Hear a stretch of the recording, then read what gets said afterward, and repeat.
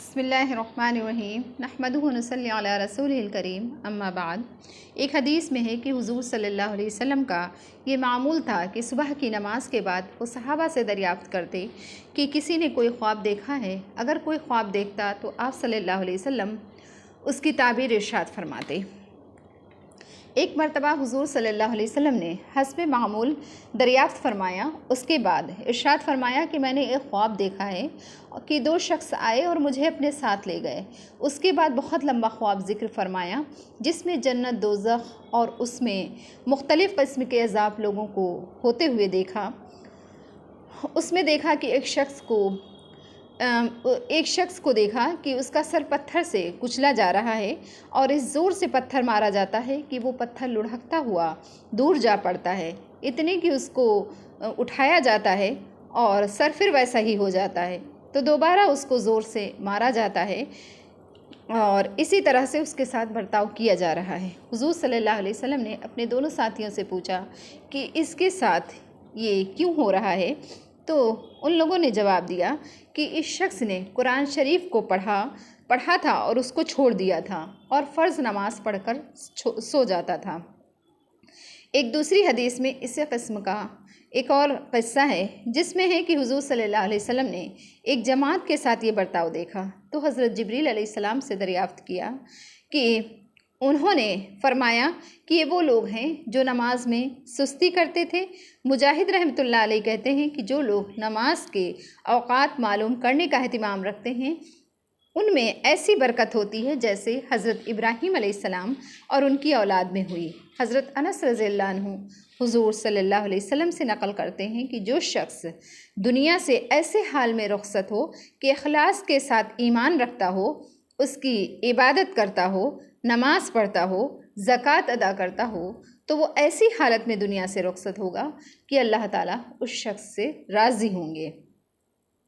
हज़रत अबू दरदा रज़ियल्लाहु अन्हु ने हज़रत सलमान रज़ियल्लाहु अन्हु को एक ख़त लिखा जिसमें ये लिखा कि मस्जिद में अक्सर औक़ात गुजारा करो।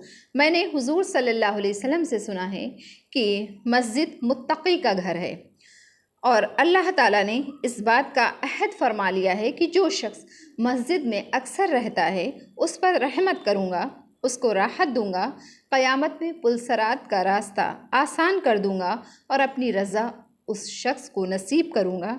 हज़रत अब्दुल्लाह बिन मसूद रज़ियल्लाहु अन्हु हुज़ूर सल्लल्लाहु अलैहि वसल्लम से नक़ल करते हैं कि मस्जिदें अल्लाह का घर हैं और घर आने वाले का इकराम होता ही है, इसलिए अल्लाह पर उनका इकराम ज़रूरी है जो मस्जिदों में हाज़िर होने वाले हैं।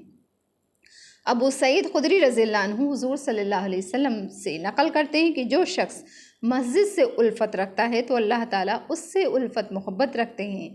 हज़रत अबू हुरैरा रज़ियल्लाहु अन्हु हुज़ूर सल्लल्लाहु अलैहि वसल्लम से नक़ल करते हैं कि जब मुर्दा कब्र में रख दिया जाता है तो जो लोग कब्र तक साथ गए थे वो अभी तक वापस भी नहीं हो पाते हैं कि फ़रिश्ते उसका इम्तिहान लेने के लिए हाज़िर हो जाते हैं। उस वक्त अगर वो मोमिन है मोमिन है तो नमाज उसके सर के करीब होती है और ज़कात उसके दाएं जानिब और रोज़े उसके बाएं जानिब और बाकी जितने भलाई के काम होते हैं उसके पैर के जानिब हो जाते हैं और हर तरफ से उसका अहाता कर लेते हैं कि उसके करीब तक कोई नहीं पहुंच सकता। फ़रिश्ते दूर से ही खड़े होकर के उससे सवाल करते हैं। एक सहाबी इरशाद फरमाते हैं कि जब हुज़ूर सल्लल्लाहु अलैहि वसल्लम के घर वालों पर ख़र्च वगैरह की कोई तंगी होती तो आप सल्लल्लाहु अलैहि वसल्लम उनको नमाज का हुक्म फरमाते और ये आयत तिलावत फरमाते, वामुर अहलका बिस्सलात वस्तबिर अलैहा ला नसअलुका रिज़्क़ा नहनु नर्ज़ुक़ुका वल आक़िबतु लित्तक़वा। यानी अपने घर वालों को नमाज का हुक्म कीजिए और ख़ुद भी उसका एहतिमाम करते रहिए। हम आपसे रोज़ी कमाना नहीं चाहते, रोज़ी तो हम देंगे और बेहतरीन अंजाम तो परहेज़गारी ही का है। वमा अलैना इल्लल बलाग। अल्लाह ताला हम सबको नमाज़ों का एहतिमाम करने वाला बनाए और दीन पर अमल करने वाला बनाए। आमीन सुम्मा आमीन।